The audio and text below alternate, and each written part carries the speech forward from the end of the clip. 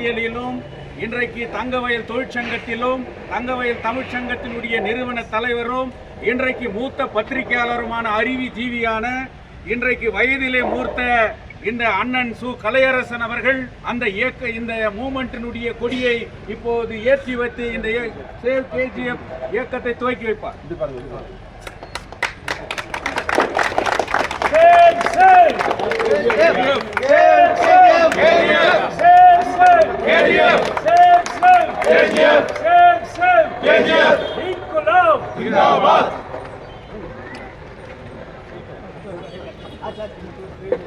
பாதுகாப்போம் பாதுகாப்போம்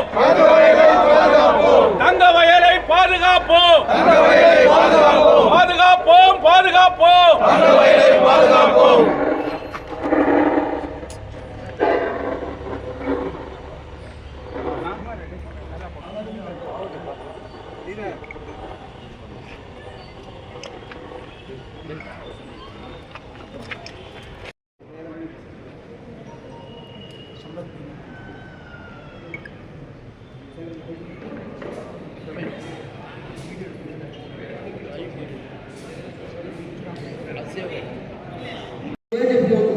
save community ಅನ್ನು ಪ್ರಾರಂಭ ಮಾಡೋದಕ್ಕೆ ಉದ್ಘಾಟನೆ ಸಮಾರಂಭಕ್ಕೆ ಕೇಂದ್ರ ತಂದಿರುವಂತಹ ನಮ್ಮ ಶಂಕರ್ ಸಾಹೇಬರಿಗೆ ಮತ್ತು ಕೊಂಡು ಬಂದಿದ್ದೇನಿಲ್ಲ ದಿನವರೆಗೆ ಹಾಗೆ ನಮ್ಮ 18,000 ಜನ ಭಾರತದ ಮನುಷ್ಯರು ಕೆಲಸ ಮಾಡ್ತಾ ಇದ್ರಲ್ಲ ಆ ಕಾಲದಾಗೆ ಬರುವುದಿಲ್ಲ ನಾವು ಕಳ್ಕೊಂಡಿರೋದೇ ಜಾತಿಗೆ ಇವತ್ತು ಯಾರು ತಗೊಂಡಿಲ್ಲ. ನಾವು ಸೇವ್ ಕಮಿಟಿಯವರು ಯಾವ ಪಕ್ಷದ ವಿರೋಧವೂ ಅಲ್ಲ, ಯಾವ ಪಕ್ಷದ ಕೂಡ ನಾವಿಲ್ಲ. ನಾವಿರೋದು ಈ ಕೆಜಿಎಫ್ ಮಣ್ಣಿನ ಚಿನ್ನದ ಮಕ್ಕಳ ಪರವಾಗಿಯೇ ಈ ಸೇವ್ ಕಮಿಟಿಯನ್ನು ನಾವು ಪ್ರಾರಂಭ ಮಾಡಿದ್ದೇವೆ ಹೊರತು ಬೇರೆ ಅಂತಲ್ಲ. ಆದ್ದರಿಂದ ನಾನು ತುಂಬ ಮಾತಾಡೋಕ್ಕೂ ಇಷ್ಟಪಡಲ್ಲ, ಯಾಕಂದ್ರೆ ಹಲವಾರು ಜನ ಮಾತಾಡಿದ್ದಾರೆ, ಎಲ್ಲರೂ ಹೊರಗಡೆ ನಿಂತ್ಬಿಟ್ಟಿದ್ದಾರೆ. ಆದ್ದರಿಂದ ದಯವಿಟ್ಟು ಅವರೇ ಒಂದು ಮನವಿ ಮಾಡ್ಕೊಳ್ತೀನಿ, ಇನ್ನೊಂದು ಮುಖವಾದ ನಿರ್ಮಿಸಿ ಮಾತಾಡಬೇಕಾಗಿ ದಯವಿಟ್ಟು ಒಳಗಡೆ ಬಂದಿದ್ದಾರೆ, ದಯವಿಟ್ಟು ಒಳಗಡೆ ಬಂದು ಕೂತ್ಕೊಳ್ಳಿ ಅಂತೇಳಿ ಕೆಜಿಎಫ್ ಸೇವ್ ಈ ಕಮಿಟಿ ಈ ಸಂಸ್ಥೆ ಏನು ಇವತ್ತು ಪ್ರಾರಂಭ ಆಗಿದೆಯೋ ಅದಕ್ಕೆ ಇವತ್ತು ನಮ್ಮ ಶಂಕರವರು ಇರ್ಬೋದು, ನಮ್ಮ ಆರ್ಕೆ ಪ್ರದರ್ಶನರು ಇರ್ಬೋದು ಮತ್ತು ಜ್ಯೋತಿ ಬಸವರು ಇರ್ಬೋದು, ಎಲ್ಲರೂ ಇವತ್ತು ಒಗ್ಗೂಡಿ ಇವತ್ತು ಒಂದು ಉದ್ಘಾಟನೆ ಸಮಾರಂಭವನ್ನು ಏರ್ಪಾಡು ಮಾಡಿದ್ದೀವಿ. ಇದೇ ರೀತಿ ಮುಂದಿನ ದಿನಗಳಲ್ಲಿ ಕೆಜಿಎಫ್ ಏನೇ ಕಷ್ಟಕಾಲ ಬಂದರು, ಏನೇ ತಡೆಗಳು ಬಂದರು ಅದಕ್ಕೆಲ್ಲ ನಾವು ಒಗ್ಗೂಡಿ ನಮ್ಮ ಕೆಜಿಎಫ್ ಕಾಪಾಡ ಅನ್ನೋ ಉದ್ದೇಶದಿಂದ. ಯಾಕೆ ಹೇಳ್ತೀನಿ ಅಂದರೆ ಇಡೀ ಪ್ರಪಂಚಕ್ಕೆ ತನ್ನ ಭೂಗರ್ಭದಿಂದ ಚಿನ್ನವನ್ನು ಎತ್ತುಕೊಟ್ಟು ನಾಡು ಈ ಚಿನ್ನದ ಮಣ್ಣು, ಈ ಮಣ್ಣನ್ನು ನಾವು ಹುಟ್ಟಿ ಇವತ್ತು ಒಂದನ್ನು ಕಳ್ಕೊಳ್ತಾ ಇದ್ದೀವಿ, ಯಾವುದನ್ನು ಸಂಪಾದನೆ ಮಾಡ್ತಾ ಇಲ್ಲ. ಆದ್ದರಿಂದ ಈ ಸೇವ್ ಕಮಿಟಿನಲ್ಲಿ ಇವತ್ತು ಯಾಕೆ ಈ ಉದಾಹರಣೆ ಕೊಡ್ತಾ ಇದ್ದೀನಿ ಅಂದರೆ ಇವತ್ತು ಒಂದೊಂದು ಸ್ಥಳದಲ್ಲೂ ತಗೊಳ್ಳಿ, ಒಂದೊಂದು ಆಫೀಸಲ್ಲೂ ತಗೊಳ್ಳಿ. அதிகமாக சென்ட்ரல் கவர்மெண்ட் மெட்ரோ கோச்சஸ் கொடுத்ததுக்காக பெங்கல் ஆர்டர் கொடுத்துருக்காங்க. இந்த ஆர்டரை பெங்கல் இந்த கேஜிஎஃப்ல இருக்கிற பெங்கல் மாத்திரம் தான் இந்த கோச் பண்ணுறதுக்கு எல்லா ஃபெசிலிட்டிஸ் இருக்குது. அதனால சென்ட்ரல் கவர்மெண்ட் இவ்வளோ அமௌண்ட்டை ஒதுக்கி கோச்சஸ் வந்து இங்கே தான் பண்ணணும், மேனுஃபேக்சர் பண்ணணுன்றதுக்காக டைரக்ஷன் கொடுத்து இந்த அமௌண்ட்டை கிளியர் பண்ணியிருக்காங்க. இதை நம்முடைய ஊரில் powerful political elected representatives so called அது யாருன்னா இருக்கலாம், அதிகாரத்தில் இருக்கிறவங்க, அவங்களுடைய வீக்னஸ்க்காக அவங்களுக்கு திறமை இல்லாத காரணத்தினால இன்னைக்கு இந்த பிஜேஎம்னுடைய CMD chairman cum managing director Shri Shantanu Roy அவர் வந்து இந்த கோச் பண்றதுடைய கோச்சஸ் மெட்ரோ கோச்சஸ் பண்றத வடநாட்டுக்கு அது எந்த ஸ்டேட்டா இருக்கலாம், அது அவர் விருப்பத்துக்கு வச்சிருக்கிறாங்க. டார்க்ல it is behind the screen வச்சிருக்கிறாரு, பேர் சொல்ல மாட்டேங்கிறாரு.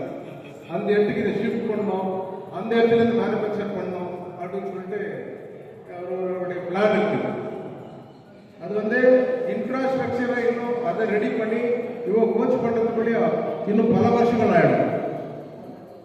பிஜிஎம்ஆர் போனதுனால இன்னைக்கு இருக்கிற ஜனத்தினுடைய கஷ்டத்தில் வாழ்ந்துருக்கிற காலகட்டத்தில் இந்த கோச் ஃபேக்டரி கோச்சஸ் மேனுஃபேக்சர் பண்ணுறதுக்கு 1000 கோடி ஒதுக்கி இருக்கிறது. தங்கவயலில் இருக்கிற பெம்மல் தொழிற்சாலையில இதை செய்யணும். இதை விட்டுட்டு வேற எந்தெல்லாம் ஸ்டேட்டுக்கு போனதா இருந்தா இது நம்ம ஊரில் இருக்கிறவங்களுக்குலாம் நல்லதாகாது, இங்கே இருக்கிற தொழிலாளிகளுக்கு நல்லதா, குடும்பங்களுக்கு நல்லதாகாது, பாதிக்கப்படவங்க எல்லா விதத்துக்கு. ஸோ நம்ம எல்லாம் ஒருங்கிணைந்து இந்த விஷயத்துல தலைவர் ஜோதி அவர்களுடைய தலைமையில் நம்ம எல்லாம் போராட்டத்துக்கு கூட ரெடி ஆகணும். காலகட்டம் ஈவன் போராட்டத்துக்கு போகிற விஷயம் வந்தால் கூட நம்ம ரெடியாக இருக்கணும். எந்த காரணத்துக்கும் அதை வெளியே போகிறது கொடுக்கூடாது. ஏன்னு சொன்ன இவரை நம்ம எலெக்டட் ரெப்ரஸன்டேட்டிவ்ஸ் வந்து டூரிஸ்ட் மாதிரி நம்ம ஊருக்கு போகிறாங்க, வந்து இருக்கிறாங்க 2 நாளில் கெஸ்ட் ஹவுஸில் இருக்கிற மாதிரி வந்து ஜனங்களை நான் பார்த்துக்கினேன் பேசிட்டு ஊருக்கு போய் சேர்ந்துக்கிறாங்க. அந்த மாதிரி ஸ்ரீ மிஸ்டர் சாந்தனு ராய் நீங்கள் அந்த மாதிரி பண்ணிக்கலாம். எங்களுடைய எலெக்டட் ரெப்ரஸன்டேட்டிவ்ஸ் அந்த மாதிரி நீங்கள் கெஸ்டாக இங்கே வந்து போன மாதிரி பிஎம் போன மாதிரி நீங்கள் இருக்கிறீங்க. உங்களுடைய நீங்கள் இருக்கிற காலத்தில் இந்த ஊருக்கு எதனா நல்லது சேர்த்துட்டு போங்க. யாரை கேட்குறேன் நான் சிஎம்டியே கேட்குறேன். பிஎம்னுடைய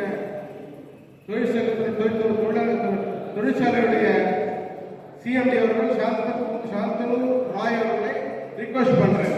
ஐ am requesting honourable Shri Shantanu Roy ji in this particular issue, don't try to politicize this. And I do know personally the Honorable Railway Minister Mr. Sobana. Very personally I know. I will. ಮತ್ತೊಬ್ಬರು ಖ್ಯಾತ ವಕೀಲರಾಗಿರ್ತಕ್ಕಂಥವರು ನಿತ್ಯ ಕೆಜಾಪಿನ ಜನರಿಗೋಸ್ಕರ ಅವರ ತನ್ಮನವನ್ನು ಧ್ಯಾನ ಮಾಡ್ತಕ್ಕಂಥ ಸನ್ಮಾನ್ಯ ಶ್ರೀ ಜ್ಯೋತಿ ಬಾಸ್ ಅವರೇ ಹಾಗೂ ವೇದಿಕೆಯಲ್ಲಿರ್ತಕ್ಕಂಥ ಎಲ್ಲ ಸೇವ್ ಕೆಜಾಪಿನ ಸದಸ್ಯರುಗಳೇ ಮುಖಂಡರುಗಳೇ, ವಿಶೇಷವಾಗಿ ಸೇವ್ ಕೆಜಾಪ್ನ ಉದ್ಘಾಟನಾ ಸಮಾರಂಭಕ್ಕೆ ಆಗಮಿಸಿರ್ತಕ್ಕಂಥ ಎಲ್ಲ ನಮ್ಮ ಕೆಜಾಪ್ನ ನಾಗರಿಕರ ಬಂಧುಗಳೇ ಹಾಗೂ ನಮ್ಮ ಮಾಧ್ಯಮದ ಮಿತ್ರರೇ, ಇವತ್ತು ಒಂದು ಕೆಜಾಪಲ್ಲಿ ಒಂದು ಹೊಸ ಇತಿಹಾಸವನ್ನು ಸೃಷ್ಟಿ ಮಾಡ್ತಾರೆ. ಆ ಇತಿಹಾಸ ಏನಪ್ಪ ಅಂತಂದರೆ ರಾಜಕಾರಣಿಗಳ ನಿದ್ದೆಯನ್ನು ಕೆಡಿಸ್ತಕ್ಕಂಥ ಒಂದು ಫೋರಮ್, ಒಂದು ರಾಜಕಾರಣಿಗಳನ್ನು ಲಗಾಮಾಕ್ತಕ್ಕಂಥ ಒಂದು ಸಂಸ್ಥೆಯನ್ನು ಇವತ್ತು ಇಲ್ಲಿರ್ತಕ್ಕಂಥ ಎಲ್ಲರೂ ಸೇರಿ ಇವತ್ತೊಂದು ಸೇವ್ ಕೆಜಿಎಫ್ ಅನ್ನೋ ಒಂದು ಸಂಸ್ಥೆಯನ್ನು ಹುಟ್ಟಾಕ್ತಿರೋಂಥದ್ದು ಬಹಳ ಇದು ಇತಿಹಾಸ ಅಂತ ಹೇಳಿದಂಥ ಒಂದು ಸಂಸ್ಥೆಯನ್ನು ಹುಟ್ಟಾಕಬೇಕಾದ್ರೆ ಬಹಳಷ್ಟು ಕಷ್ಟ ಬರ್ತದೆ, ನೋವು ಬರ್ತದೆ. ಎಲ್ಲದಕ್ಕಿಂತ ಮಿಗಿಲಾಗಿ ಒಬ್ಬ ಮನುಷ್ಯ ಅನುಭವಿಸೋದಕ್ಕೆ ಆಗದಂತಹ ಅವಮಾನಗಳನ್ನು ಬರ್ತದೆ. ಬಟ್ ಈ ಅವಮಾನಗಳನ್ನೆಲ್ಲ ತಡೆದು ಇದರಲ್ಲಿ ನನ್ನ ಪಾತ್ರ ಅಂತ ಏನಿಲ್ಲ ಇರೋದು ನಿಜವಾಗಿ ಹೇಳಬೇಕಾಗುತ್ತೆ. ಈ ಅವಮಾನಗಳನ್ನೆಲ್ಲ ತಡೆದು ಇವತ್ತು ಸೇವ್ ಕೆಜಿಎಫ್ನ ಹುಟ್ಟು ಹಾಗೇ ಆಗ್ತೀನಿ ಅಂತ ಹೇಳೋ ಒಂದು ಶಪಥವನ್ನು ಪಡೆದು ಇವತ್ತು ಸೇವ್ ಕೆಜಿಎಫ್ ಕಮಿಟಿಯನ್ನು ಮುಂದಕ್ಕೆ ತಂದಿರತಕ್ಕಂಥ ನಮ್ಮ ಜ್ಯೋತಿ ಬಸು ಸರ್ ಮತ್ತು ಅವರ ಸಂಘಟನೆಗೆ ನಾನು ಕೃತಜ್ಞತೆಗಳನ್ನು ಹೇಳಲಿಕ್ಕೆ ನಾನು ಇಷ್ಟಪಡ್ತೇನೆ. ಬಹುಶಃ ಇವತ್ತು ನಾವೆಲ್ಲರೂ ಸೇರಿದ್ದೀವಿ. ಸುಮಾರು 2 ಗಂಟೆಗಳ ಎಲ್ಲರೂ ನಾವು ನಮ್ಮ ಮನದಲ್ಲಿರ್ತಕ್ಕಂಥ ಮಾತುಗಳನ್ನು ಹೇಳಿದ್ದೀವಿ. ಅದರ ಜೊತೆಗೆ ಸೇವ್ ಕೆಜಿಎಫ್ನ ಒಂದು ಪೀಳಿಗೆಗೋಸ್ಕರ ಪಕ್ಷವನ್ನು ಕಟ್ಟಲ್ಲ, ರಾಷ್ಟ್ರವನ್ನು ಮುಕ್ತಗೊಳ್ಳೋದಕ್ಕೋಸ್ಕರ ಪಕ್ಷವನ್ನು ಕಟ್ತಾರೆ. ಅದೇ ರೀತಿ ಸೇವ್ ಕೆಜಿಎಫ್ ಇದು ಬರೀ ಇವತ್ತಿನ ಪೀಳಿಗೆಗೆ ಆಗಬಾರ್ದು. ನಮ್ಮ ಕೆಜಿಎಫ್ನ ತಾಲೂಕಲ್ಲಿ ಇರುವಂತವರೆಗೂ ಈ ಒಂದು ಸೇವ್ ಕೆಜಿಎಫ್ ಕಮಿಟಿ 10-15 ಪೀಳಿಗೆಗಳಾದರೂ ಈ ಕಮಿಟಿಯನ್ನು ಉಳಿಸ್ಕೊಂಡು ಬರ್ತಕ್ಕಂಥ ಜವಾಬ್ದಾರಿ ಇಲ್ಲಿರ್ತಕ್ಕಂಥವ್ರು, ಇಲ್ಲಿ ಗೊತ್ತಿರ್ತಕ್ಕಂಥವ್ರು, ವಿಶೇಷವಾಗಿ ನಮ್ಮ ಮಾಧ್ಯಮದವರು ಇದನ್ನು ಸ್ವೀಕರಿಸಬೇಕು ಅಂತೇಳಿ ನಾನು ಎಲ್ಲರಲ್ಲಿ ಮನವಿ ಮಾಡ್ತಾರೆ.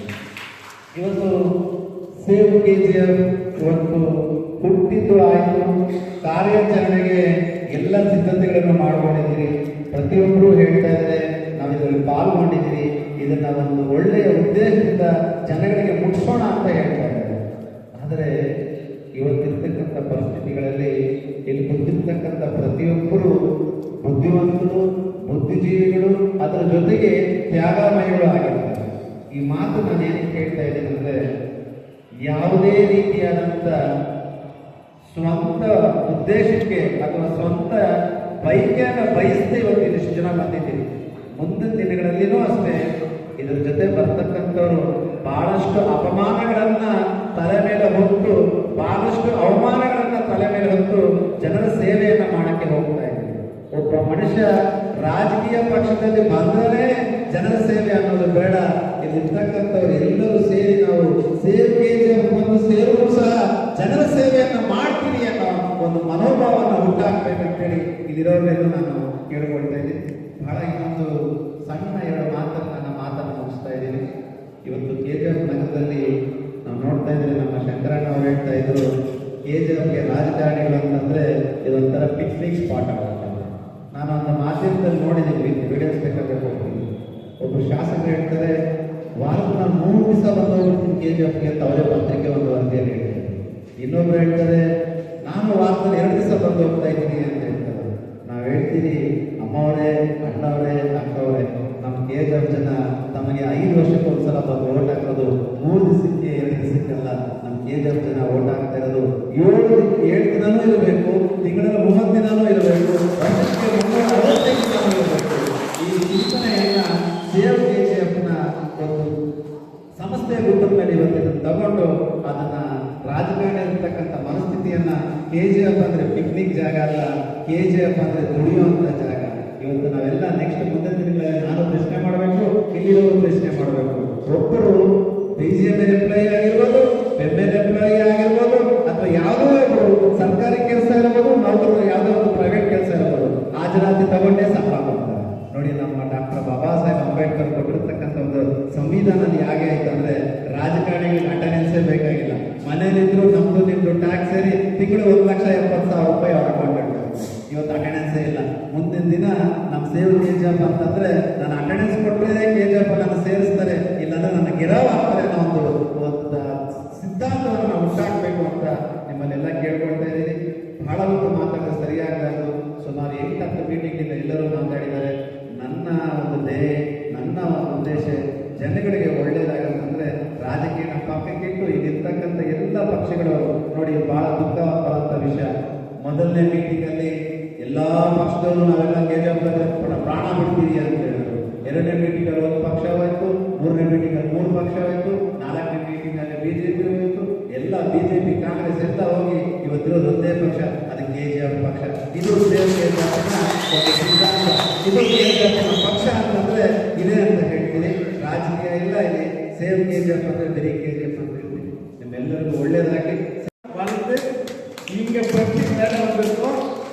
பெங்களூர்ல போய் வேலை பண்ணாலும் இது நம்ம ஊரு. இந்த ஊருக்கு இதான் வேணுமோ எங்களால இதான் இருக்கிற. நன்றி, வணக்கம். பைஜாமா சேகர் அப்படின்னு சொன்னா தங்கவயலுடைய வரலாறு திரும்பி பார்க்கும். அவர் யார் என்றால், அப்படிப்பட்ட மிகப்பெரிய இந்திய குடியரசுக் கட்சியினுடைய போர்வாளாக இருந்த அவருடைய மகன், சுரங்க தொழிலாளி, இன்றைக்கு உலகத்திலேயே தலை சிறந்த இதய மருத்துவ நிபுணராக இருக்கக்கூடிய மரியாதைக்குரிய டாக்டர் அறிவழகன் அவர்கள், நான் தாமதமாக வந்தாலும் இந்த நிகழ்ச்சிக்கு வந்தே தீர்வேன் என்று இங்கே வந்திருக்கிறார். இதுக்கு இன்னும் முக்கியமா நாம சொல்லணும்னு சொன்னா, இந்த இயக்கத்தினுடைய கொடியை ஏற்றி வைத்து மேடையிலே அமர்ந்திருக்கிறார். அவருக்கு வயது என்ன இருக்கும், அவருடைய உடல்நிலையை பாருங்கள். இன்றைக்கு இந்த வெதர்ல இவ்வளவு நேரம் இந்த இயக்கத்தில் மேடையில் இருக்கிறார் என்று சொன்னா, அவருடைய அனுபவம் எவ்வளவு, அவர் கண்ட போராட்டங்கள் எவ்வளவு, அவர் பார்க்காத அரசியல் இல்லை, அவர் பார்க்காத பிரச்சனைகள் இல்லை. இன்றைக்கு தங்கவயல் தமிழ் சங்கத்தினுடைய நிறுவன தலைவர், தினசுடர் பத்திரிகை பல தலைவர்களை சட்டமன்ற உறுப்பினராக வைக்கிறது என்று சொன்னால், அது அண்ணன் சு கலையரசன் அவர்களுடைய கைவண்ணத்தால் எழுதப்பட்ட எழுத்துக்கள் தான் என்பதை யாரும் மறுக்க முடியாது. அப்படிப்பட்ட மாபெரும் தலைவர் இந்த இயக்கத்தினுடைய கொடியை ஏற்றிவிட்டு இங்கே அமர்ந்திருக்கிறார். அதே போன்று மேடையிலே இன்றைக்கு பல்வேறு எங்களுடைய அமைப்பை சார்ந்த அங்கத்தினர்கள் இருக்கிறார்கள். இன்றைக்கு எங்களுடைய பல்வேறு கமிட்டியை சார்ந்தவர்கள் இங்கே இந்த நிகழ்ச்சியிலே அமர்ந்திருக்கிறார்கள். எல்லோருடைய பெயரையும் குறிப்பிட்டு நேரம் அதிகமாக ஈர்ப்பு செல்வதை குறித்து இன்றைக்கு இந்த சேவ் KGF யுனைடெட் ஃப்ரண்ட் எதற்காக, இதனுடைய நோக்கம் என்ன, அடுத்து என்ன செய்ய போகிறார்கள் என்கின்ற அந்த நோக்கத்தை மட்டும் இந்த கூட்டத்தினுடைய தலைமை என்கின்ற அந்த முறையின் அடிப்படையிலே இந்த தங்கவயல் மக்களுக்கு தெளிவுபடுத்த நான் கடமைப்பட்டிருக்கின்றேன். எங்களுடைய லோகோவை வெளியிட்டிருக்கின்றோம். இந்த லோகோவை நீங்கள் உன்னிப்பு பார்க்க வேண்டும். ஒரு புத்தகத்திலே இந்த தங்க சுரங்கம் வடிவமைக்கப்பட்டிருக்கிறது. பிஎம்எல் மண்மாரி இயந்திரத்தினுடைய லோகோ இன்னைக்கு மண்மாரி இயந்திரம் பொதிக்கப்பட்டிருக்கிறது. இந்த லோகோவிலே தங்க சுரங்க குடிசைகளாக இருக்கக்கூடிய அந்த வீடுகள் இன்றைக்கு அதிலே பொருத்தப்பட்டிருக்கிறது. இன்றைக்கு தங்க நகரம் இருக்கிறது என்று சொன்னால் தினப்பயணிகளுடைய பொருளாதாரத்திலே தான் இந்த தங்க வயலே இயங்கிக் கொண்டிருப்பது என்பதை யாரும் மறுக்க முடியாது. அதனால் அந்த ரயில் இன்ஜினையே இதற்கு நாங்கள் வைத்திருக்கின்றோம். 5 முகங்களை கொண்ட ஒரு அமைப்பு தான் அந்த லோகோ தான் சேவ் கேஜிஎஃப் யுனைடெட் ஃப்ரண்டினுடைய அடையாளம் என்பதை இந்த நேரத்திலே நாங்கள் தெல்ல தெளிவாக சொல்லுகின்றோம். ஒரு தனிப்பட்ட அரசியல் இயக்கத்தினுடைய ஒரு கோட்பாடுகள் இந்த இயக்கத்தினுடைய கொள்கைகள் அல்ல. பல்வேறு அரசியல் கட்சிகள் இருக்கிறது. ஆனாலும் அனைவரும் ஒன்று திரண்டு ஒரு பொது நோக்கத்தோடு தங்க வயலை பாதுகாக்க வேண்டும் என்கின்ற நோக்கத்தோடு இந்த இயக்கம் உருவாக்கப்பட்டிருக்கிறது. எல்லோரும் கேலியாக நினைக்கலாம், எள்ளி நகையாடலாம். சேவ் கேஜிஎஃப் என்றால் என்ன, எதற்காக இந்த அமைப்பு, இதனுடைய நோக்கம் என்ன என்று தங்க சுரங்கத்தினுடைய வரலாறை எண்ணி பார்க்க வேண்டும். சிட்டி முனிசிபாலிட்டி பிரிட்டிஷ் பீரியட்லயும் ஆஃப்டர் இண்டிபெண்டன்ஸ்லயும் 3rd பிளேஸ்ல இருந்த இந்த சானிட்டரி போர்டு கேஜிஎஃப் இந்த நகரசபை சானிட்டரி போர்டு அன்றைக்கு 3வது இடத்திலே இருந்தது. முதலிடம் பெங்களூர், 2வது இடம் மைசூர், 3வது இடம் இந்த தங்கவயல். இன்றைக்கு 245வது இடத்திலே இந்த நகரசபை இருக்கிறது. இது சாதனையா வேதனையா? இதை காக்க வேண்டியது நமது கடமை இல்லையா என்பதை கூட நீங்கள் எண்ணி பார்க்க வேண்டும்.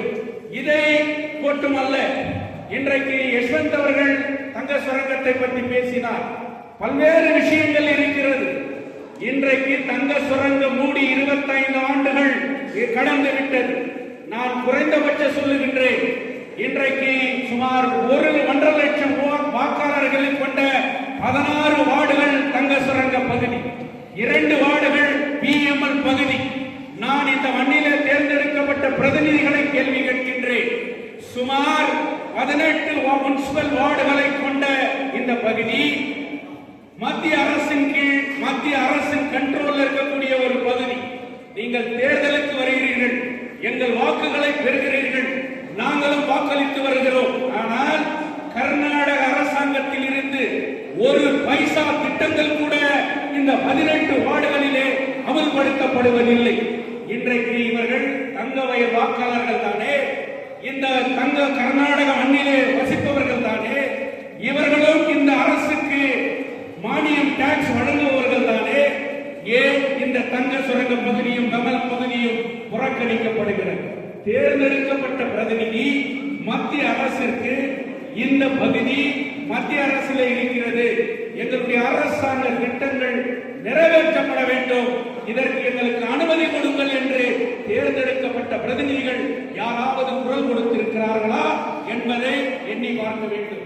இதை கேட்டால், இதை கேள்வி எழுப்பினால் நாங்கள் உங்களுடைய விரோதிகளா, ஒதுக்கப்பட்ட மக்களா என்பதை எண்ணி பார்க்க வேண்டும். இன்றைக்கு சுமார் 35,000 இளைஞர்கள் வேலை இல்லாமல் அன்றாட வாழ்வை நம்பி இன்றைக்கு ஆடு மந்தைகளைப் போல கசக்கி பிடிந்து அந்த தின பயணிகளாக மூச்சு காற்று கூட வராத அளவிற்கு இன்றைக்கு பெங்களூர் சென்று வருகிறார்களே, அவர்கள் என்ன பாவம் செய்தார்கள்? அவர்கள் இந்த மண்ணை சார்ந்தவர்கள் அல்லவா? அவர்கள் உங்களுக்கு வாக்களிக்கவில்லையா? இந்த மாநிலத்தை சார்ந்தவர்கள் அல்லவா? ஏன் அவர்களுடைய பிரச்சனையிலே தலையிட்டு, அது மத்திய அரசு பிரச்சனை தான். நான் ஏன் கேட்கின்றேன் என்றால், இங்கே தேர்ந்தெடுக்கப்பட்டவர்கள் சொல்லுகிறார்கள் அது மத்திய அரசுக்கு சம்பந்தப்பட்ட இடம், மத்திய அரசு தொகுதியிலே தான் நீங்கள் நிற்கிறீர்கள், அதிகாரத்திற்கு வருகிறீர்கள், அனுகாரத்தை அனுபவிக்கிறீர்கள். ஆனால் இந்த பிரச்சனைகளிலே உங்கள் நிலைப்பாடு என்ன? அப்படி 35,000 தினப்பயணிகளுடைய அன்றாட பிரச்சனைக்கு யார் தீர்வு காண்பது? இன்றைக்கு 5000 கான்ட்ராக்ட் தொழிலாளர்கள் இருக்கிறார்கள். அவர்கள் மாற்று தொழிற்சாலையாக அன்றைக்கு மத்திய அரசு தேசிய நலனை கருதி அன்றைக்கு இருந்த தமிழகத்தினுடைய முன்னாள் முதல்வர் காமராஜர் அவர்கள் அந்த பிஎம்எல் தொழிற்சாலையை ஏற்படுத்தியது தங்க சுரங்கத்திற்கு மாற்று. இன்றைக்கு